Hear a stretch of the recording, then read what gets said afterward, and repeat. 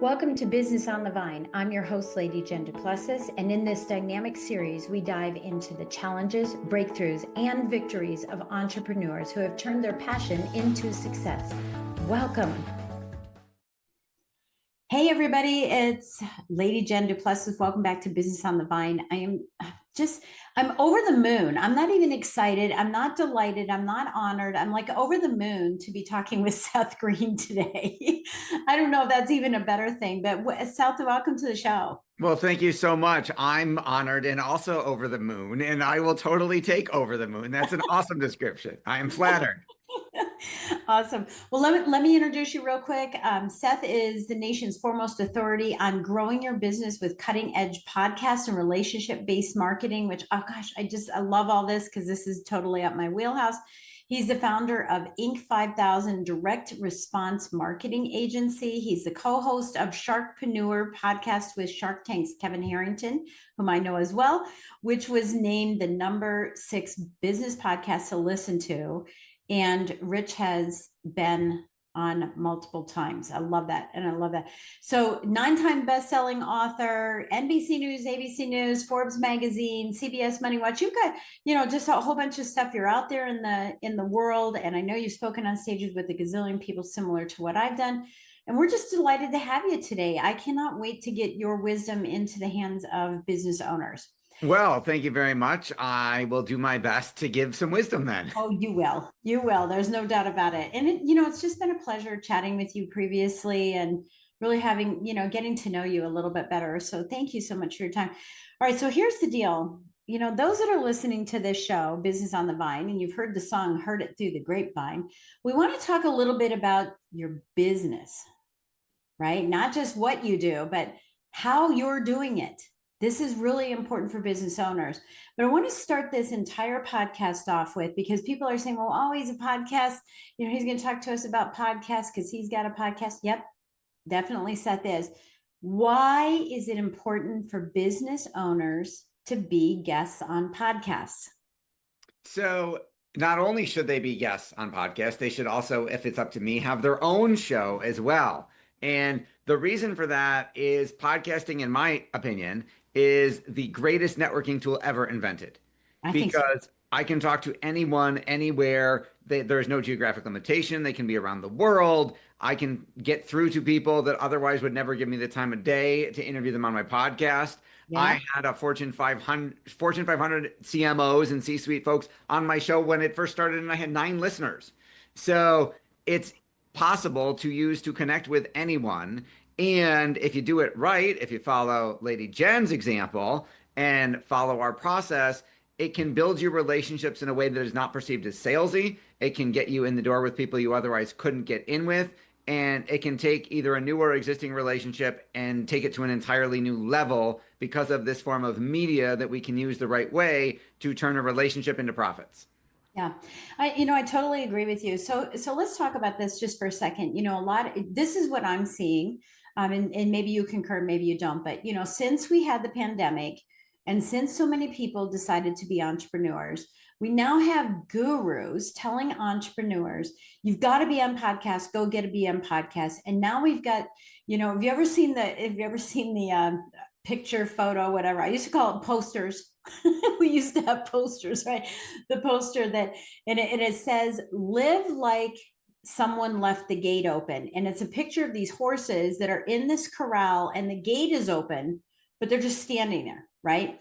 But I visualize this plethora of entrepreneurs that are like, get out of my way. I'm going to be on a podcast, right? And they're just excited to be on a podcast, but there's no strategy behind it. So this is the thing that we want to talk about today, is very specifically for businesses, is to understand, hey, it's not enough just to go. It's not enough to get exposure. It's not enough to get influence and all those wonderful things if you're not doing it strategically. So there's 2 questions I want to ask you. So I obviously you're just chomping at the bit to be able to respond to this, but how important is it? We know statistically there's 350 million podcasts out there. Only 11% go past episode 20. So that means 89% of people will say, come on in, and you get excited about it. But if nobody's listening, And if the podcast dies, uh-oh, what's going to happen? But give us your sense. Please answer the question about the strategy, but your sense about how important is it that the number of downloads has to be a gazillion versus the right audience, and it can be 50. Okay, so those are great questions.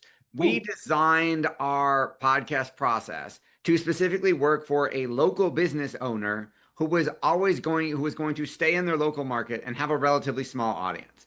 So our very first client, other than me, was a golf coach in Western New York, where I live, Buffalo. It snows a lot. So his golf season is very short, and we built him a process through podcasting where he ended up making 5 or 6 times what he made at the country club using our process and working less. Yeah. So it's not about having a gazillion downloads. It's about having a small number of the right relationships. So I wouldn't worry about the downloads at all, although we certainly have marketing strategies to get them. What's more important is I want either a relationship with a host who has the audience I want, Yeah. or I just want a relationship with the host. I don't even care about their audience. I just want Lady Jen to fall in love with me, metaphorically speaking, and then have me on her show, for example. I want a relationship where I said you can interview your ideal clients Yeah. is a Yeah. way to get in the door. Don't sell them anything on the show. The show should all be all about the other person. And then when you follow up with them, if you do it right, they won't perceive you as selling anything, and your conversion rate, your close rate will go through the roof. So interview your ideal clients, be on shows where you want a relationship with that host, where you say, think about it. Like Chet Holmes coined the phrase, Dream 100, 17, 18 years ago. And we've built our process based on bringing that into the 21st century because all he had was direct mail and the phone. And we produce what we would call like a Dream 50 or Dream 100 podcast, where it's all about your relationship with the people you interview and what they can do for your business, how they can move the needle for you. And it works in a local market. A local financial advisor could interview accountants and attorneys and turn those relationships into regular referrals, where otherwise those professionals might say, I can't risk referring them or my reputation. But if you put them on a podcast first and follow our process, the whole relationship changes. Yeah, because they're compelled to be loyal, right? I mean, there's this law of reciprocation, right? It's just that they want to help. They help. I mean, I have tapped into, just like you, although I think you've been podcasting longer than me. How many years has it been for you? Because I remember when we started talking, I said, oh, I think I've met someone who's done it longer than me. We started 3 years after the very first audio podcast was ever aired, and iTunes didn't even exist. We started in '07. Oh, seven. Wow. Okay. Well, I started, it'll be 15 years in January. So Okay. not too far behind you, maybe 4 or 5 years. Yeah, but not too far behind you. And, I remember my first podcast was in the closet with my earphones because there weren't interviews, there weren't videos. And you can hear my dog scratching in the background on the door, trying to get into the closet because I thought that would be the coolest place. Yeah, to do the interview. So anyway, I love it. Okay. So I love that you're saying, you don't need a bunch of downloads, but you do need to be strategic in this approach. You can't just whimsically do it. Now, having said that, I was on a podcast last week called Dare to Date Differently. Now, I've been married for 42 years. And when she approached me, I said, What do is there something I don't know? But, sometimes they can be fun. And so that's okay. But if all of them are fun, you're not going to have profits. You could That's talk about how to date your spouse. Yeah. Oh, well, I did. That's what There we you talked go. about is how do we have our great relationship? How do we keep it sparked up and all that good stuff? So those are fun, but that's not necessarily my market. Right. And I do think it's important that people, when they're starting out, well, let me ask you this. When people are starting out with podcasting, what do you think is the best strategy? Get on as many shows as you can to get the reps in, no matter who the audience is, or start doing it the right way? I would start the right way, because even I don't want you getting reps doing it the wrong way, because then you'll train that bad habit. I don't Yes. want you getting reps doing it just for fun. And then you're going to go, this doesn't work. It didn't make me any money. Nobody bought from the show. I'm not going to do this. You're going to pod fade and drop off after 10 episodes. So I would say one, if you're trying to be a guest and promote your business that way, you want to be on shows that serve the same audience you do, or you Yep. want to be interviewed by hosts that can move the needle for you. And you should ideally host your own show because it's a lot easier to get on other shows if you can do a show swap. Yep. Like you're going to be Like on we're Shark. doing. I've been on this show. So it was you would have said yes, hopefully anyway, but it is way easier to get someone to say yes when either I can lead with, hey, want to be on my show first? And then we go, oh, that was so much fun. I loved having you on. Would you be okay with me coming on your? I mean, they're going to offer at the end and just say, hey, you should come on my show. Right? Yeah. It's so much easier if you can give first, because I know you teach, add value to others before you ever ask for anything, which is 100% correct.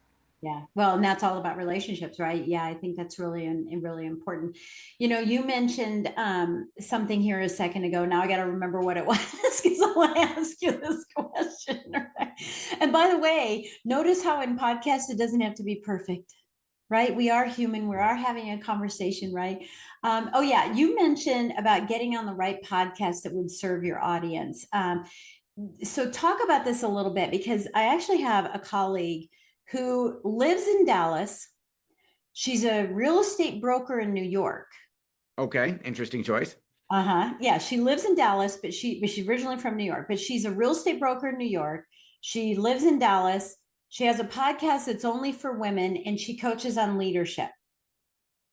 So Okay, so she's got a couple different things going on. right, let's talk about podcast selection because I have found it is not enough to just go seek out a name that has what you're trying to serve.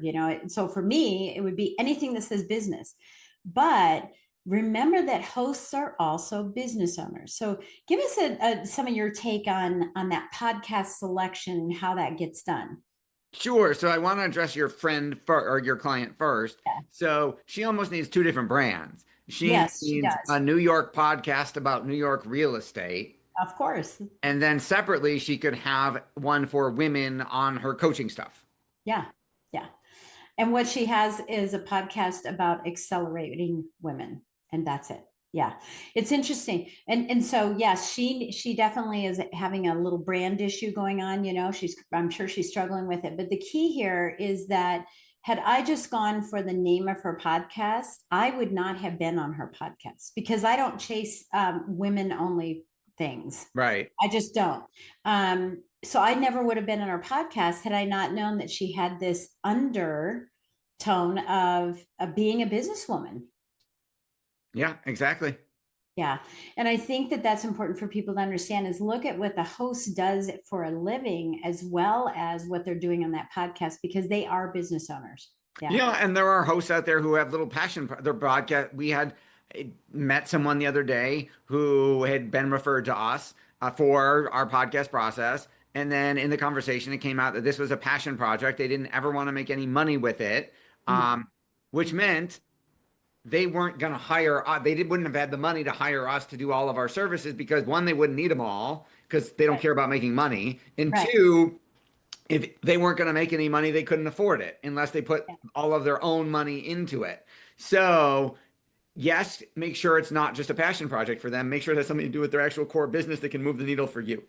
Yeah, yeah. And that's what you meant before with saying, that the host can move the needle for you. Is it that host may be the perfect collaborative partner for you, and the podcast itself may not be for the audience. And so you can have both and you can make a ton of money just having the relationship. I shouldn't say just having the relationship with the host. The audience becomes inconsequential. Absolutely. Like I wouldn't be the ideal guest for that women leadership podcast. And I'm not going to make, those people they're not going to hire us. And they're going to say, why is some guy on this show? Like Yeah, 90, yeah. my wife is a podcaster on parenting and marriage, and 98% of her guests are women experts. Yeah. Yeah. Isn't that interesting? And there's really good men parenting out there too, but we should. There is, but that's who she wants to talk to. Yeah, yeah. Right. Anytime we get a guy, we get pitched all the time, male experts in those spaces, and she's 99 times out of 100, she'll say no. She's like, I only want to talk to women. And then she'll be like, oh, it's Dr. John Gottman. I would move heaven and earth to talk to him. Of course he can be on the show. Right, right. And I found that it is good if you have some type of show, whether you have a podcast or whether you're, moving towards like a YouTube show and stuff like that. Anytime that you can highlight and spotlight and kind of puff up somebody else, I think it's really good, to be able to do. So I want to switch gears just a little bit, Seth, here, and I want to talk about the business of your business. Tell us, what did you do before you stumbled upon podcasting? So we've been a direct response marketing agency since, for 26 years. And we did other things in addition to podcasting. We, again, as I said, we started our first podcast in '07, and it worked so well it took off, and other people started asking, hey, can you do that for me? So we launched an entire separate division that produces strategic podcasts designed to actually move the needle for our business owner clients. In addition to podcasting, we have a division. We build online marketing funnels. We run paid traffic, whether that's social media ads or direct mail or email. We develop software. We do a number of other services, but all of them are related to serving our business owner clients and growing their business so that they can run it. I mean, we tell your story for fun and profit to the right people. Yeah, yeah, I love that. Well, you had this company for a while. When you started with podcasting, because a lot of people are, in their business, maybe they're thinking about starting a business. Tell us, if you had to go back and talk to you again and say what, or give some counsel to someone who's starting their business, what would be, let's say, 3 things that you would tell them they must do to be a successful, sustainable business? First off, I would say let's laser focus and figure out who your target market is, and make it as micro niche as we possibly can. Let's fall in love with that target market and figure out what they want as opposed to what we want to sell. Yes. I would find, where did those people hang out that I can affordably reach them in the beginning, because I'm not taking out Super Bowl ads. Right. And then let's make one offer to them in the place where they hang out, whether it's a social media group or network or physical place. And let's get some initial test. Maybe perhaps even in the beginning, I give away a handful of services or products to get some case studies and testimonials and referrals, and I snowball up from there. Yeah, I love that idea. I love that last idea. I love all your ideas, by the way. But yes, I think that lack of clarity is one of the biggest problems that a lot of business owners have. And, pre-pandemic, there weren't as many entrepreneurs in this world, and everyone's jumped in, and it's just a mishmash of stuff going on, right? And so I think it's important, everybody's excited, everybody has passion, but there's lack of strategy.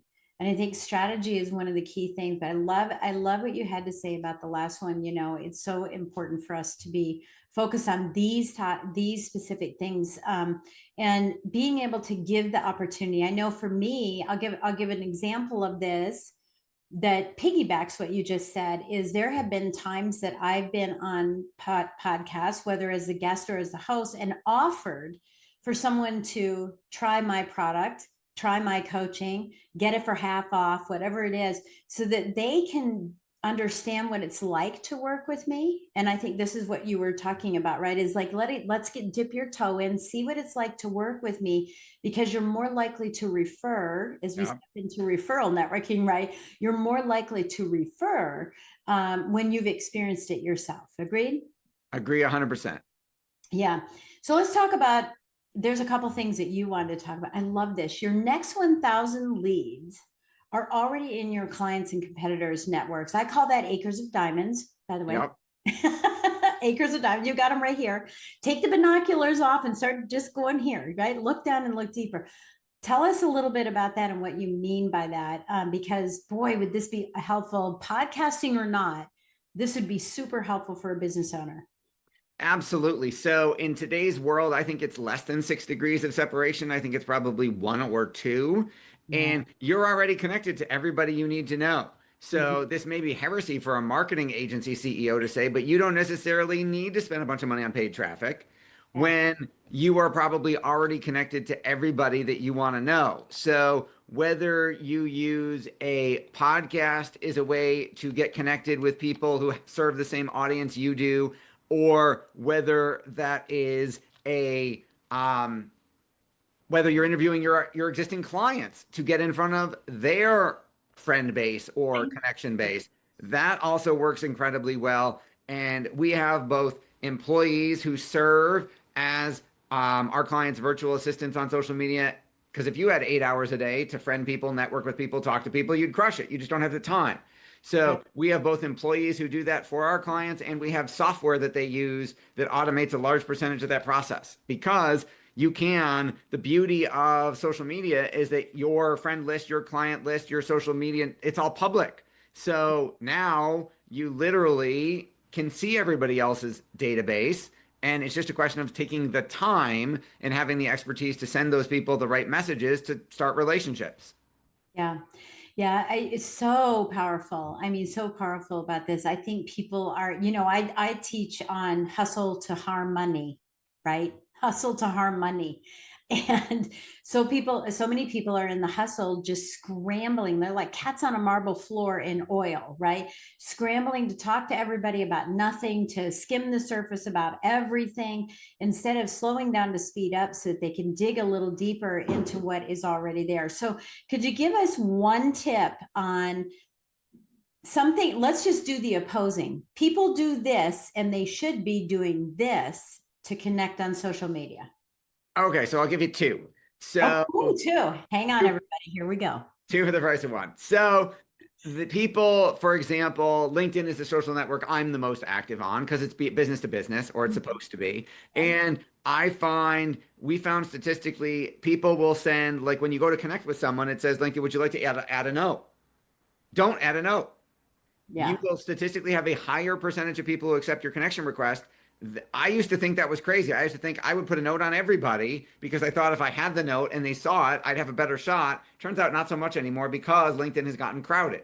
Yeah. Yeah. And then second, a lot of people, when Mhm. connecting with people they don't know, are personalizing the message or using AI to personalize the message. So it's Lady Jen, comma, hi, my name is blah, blah, blah, blah, blah. And what we found is because of AI, it's lost its effectiveness and can actually backfire.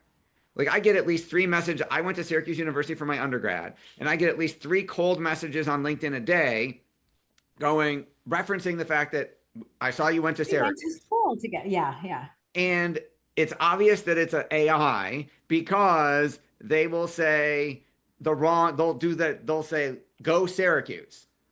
I'm like, no one who went to Syracuse says that. That's not any of the cheers we use for our sports teams. I know that you didn't go there and you're using a bot or AI to pull the data from my profile. So personalize it at the end. I would say, looks like you've got a podcast for business owners. I'd love to come on and be a guest. Here's why I can add value to your audience. Are you open to discussing this, Lady Jen? Question mark. Put your Yeah. personalization at the end. You will get a better response rate and it won't look like AI. Yeah, that's really, really good. That is really good counsel for everyone. And I would add to this is that people connect with me without a comment. And as soon as they are connected, they immediately send the bot AI Yep. communication and I disconnect with them immediately. Yep. I don't even want to know. It's not worth it to me. So personalizing the communication is what you're saying. How much and imagine you're not, but just tell me what you think about this. How much is video and a video introduction or video communication playing a role, moving forward to get that personality out? To take those same words and say, hey, Seth, it's Lady Jen. It's so nice to meet you. I saw that you went to Syracuse. I see that you have a podcast. I think I can deliver a lot of value to your audience. If you're interested in having me on the show, I would love to come. And a matter of fact, I've got 3 podcasts. Let's talk about a swap. Okay. So I think you can use video the right way and the wrong way. Okay. I think the wrong way is sending a cold video to someone who didn't ask for it, trying to pitch them something.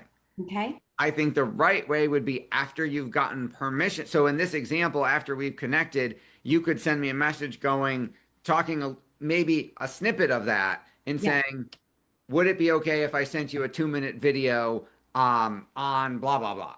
And then Yeah. when I say yes, you send me the video and you'll get a much higher response rate than if you just Mhm. send it cold. Yep. Beautiful. Beautiful. That's why we're asking you, right? Now, I think this can transcend beyond podcasting. Everything that we're talking about. So everybody listen in. Everything that we're talking about here can also change for if you are a roofing company, if you are a hairdresser. I mean, all of this can transcend in the same way. Agreed? Agreed 100%. The principles of human psychology will never change. The way we reach people and the forms of media we can use will change, Always. but the fundamental things of what makes people do the things they do will always stay the same. Yeah, absolutely. Okay, so let's go back to the next 1,000 leads are already there. How do you talk to people about this? I've had this happen before where someone says to me, because when we all got on social media, we were like, friend, friend, friend, yes, yes, yes. And now I'm trying to get rid of some people, right? Yep. And it takes a long time because there's just no mechanism to do this. But where they have someone has messaged me and said, hey, I see you're friends with Seth Greene. Would you introduce me? And I'm like, who the heck is Seth Greene? Right. And I might not know somebody. So and how do we handle that? What are some tips on that? So first, as if I'm prospecting, I would do some research. So if I said, "Hey, Lady Jen, I it see looks your like you are friends. connected to Bob. Yeah, Is Bob just a random connection, or do you actually know Bob?" right. And then you're gonna go, "I don't know Bob." I'm like, "Okay, never mind." And then if you say, "I know Bob," then I wouldn't ask someone I've never met before for an introduction. I now have to sell you on making that introduction. Absolutely. So I've got to establish some type of relationship with you first so that you'd even feel comfortable introducing me to Bob, because you're not going to risk your relationship with Bob on a total stranger. Yeah, absolutely. But a lot of people don't know this, right? It's that whole Ivan Miser. Meisner. Meisner. I almost had it right. Meisner from BNI, right? Business Network International, that three-way introduction that the one person wants to be introduced, the next person knows that they need the service, and the third person is the introduction. Yeah, I think that's really important. Go and it's really just, don't beat around the bush. Just ask the question, hey, I noticed that you're friends with Seth. Do you really know him, or is he just a connection with you? Because I'm interested in meeting him, and let them say they don't know them. That's great. And if they do, then say, would you like to have a conversation? Let's see if, let's meet first and see if this is something you'd consider doing in the future. So I love that. Beautiful. How do we unlock referrals without ever asking? Interview your clients on a podcast, let them brag about their relationship with you. And then when they post that on social media to brag about themselves, manually go and talk to every single person who likes it, comments, shares it, interacts with it, and say, hey, looks like you like my podcast with Lady Jen. How do you know Lady Jen? Start a conversation. I love that. Oh my God, that's so powerful, right? How many people are just posting for the numbers, right? They're posting for how many likes, how many comments can I get? But I have this dot, dot, dot method, right? You don't just post and get likes and comments. Now, what do we do? You're exactly right. Reaching out, you want to manifest those, you want to multiply those likes and comments. You comment, like, DM yourself. Absolutely like that. All right, let's go back to interviewing your clients, because this is a strategy in business that a lot of people don't do. And I know I did it when I was in the mortgage business. Every single loan that I did, I realized that those people, that not only are they a client, they're going to get a mortgage, right? But they have a business or they work someplace, otherwise they couldn't get a loan. Right? Right? Why wouldn't I want to interview them? Not about, hey, well, tell me all about me. How great was I? And how was the experience? That's not a podcast. It's, hey, tell us about your business. If there's a way that I can help your business get more exposure and grow, how can I help you? So walk us through that as a business owner, and how most businesses would not feel comfortable. They feel like they need to keep this partition between them and their clients. Help us break that down. No way. I want to wrap my arms around them and get as close as I can without getting slapped. Right. So I want, metaphorically speaking, Yes, I I know. Thank goodness your wife is a podcaster. yes, She I understands. want to interview my clients and let them tell their story and Mhm. let them talk about their journey, because everybody's favorite radio station is WIIFM. What's in it for me? Yeah. Everybody's favorite topic is themselves. Let them talk about themselves, and they will love you for it. In addition to all of the other assets we just talked about that will come out of that.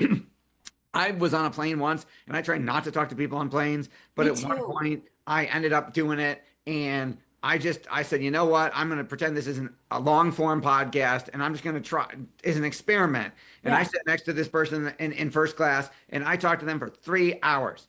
Right. And at Right. the end of when we're getting off the plane, they were like, "You're the most interesting person I've ever, interesting conversationalist I've ever met."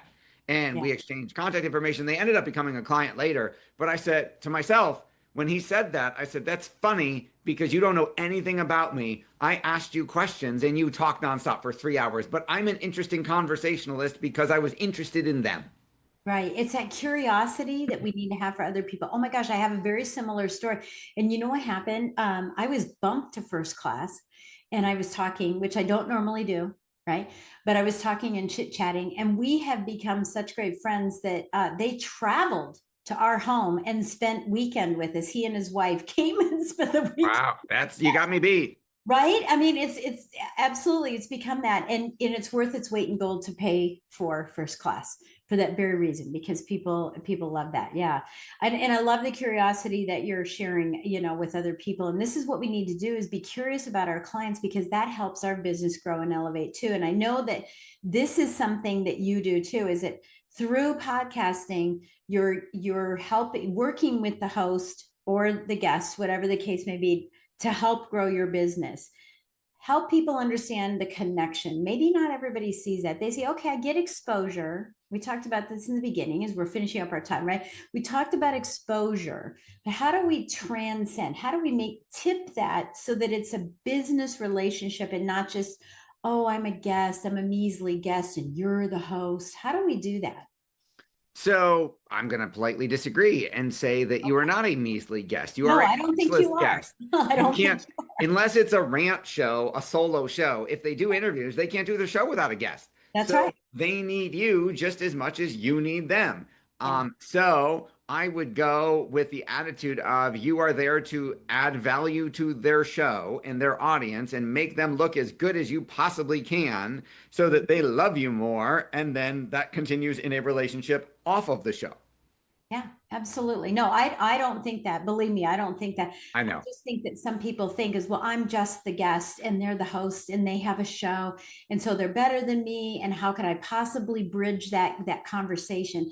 So let me ask you this, in a different way. How does a guest bridge the conversation to a host? Because most people listening would be in a guest position for now. We'll make that assumption.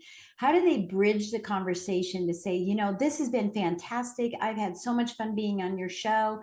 What else can we do together? What is your verbiage for that? So if I am the host, I will send a gift a week after the show airs. Yeah. And that comes via direct mail and it's customized to the person. And then if that doesn't generate a response, it usually almost always does. We will then send a postcard that has the cover art from the show with their picture on it. And in the postcard, I will talk about an idea they inspired that we had on the ship based on their interview. And then they will usually almost always say, "Yes, I would like to hear what your idea is." And that sets up another conversation. That's the warmest sales call you'll ever have. Yeah, I love it. I love it. I do thank you notes too. It's so cool. I do like a little gift, a little thank you. I think another way to do this is, if you have a book, is to send the book to the show host, Yep. ahead and say, I'm an expert in this area. I'd love to talk about ways that we could collaborate.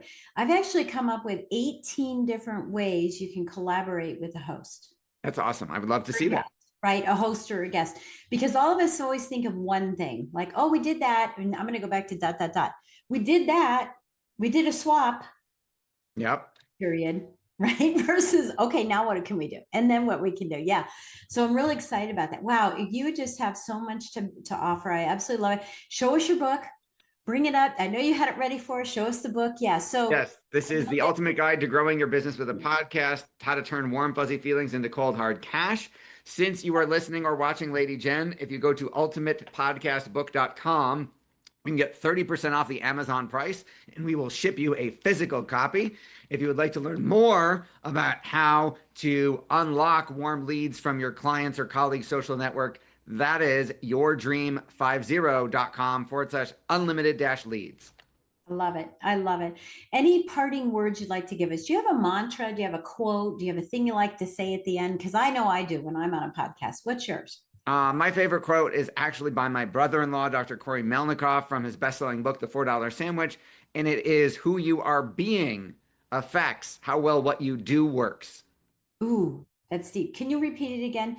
Who you are being affects how well what you do works. So in my opinion, spend more time work focusing on how to improve who you are being, and magically everything else will work better. Absolutely brilliant. I love it. Seth, what an honor to have you here today. Thank you so much for being a guest on my show. Our pleasure. Thank you so much for having me. Thank you. And thank you for taking time out of your busy day to listen in. Please don't forget to hop on over to YouTube, subscribe to the channel. We have playlists from all of the shows and much, much more there. And we look forward to seeing you next time on Business on the Vine.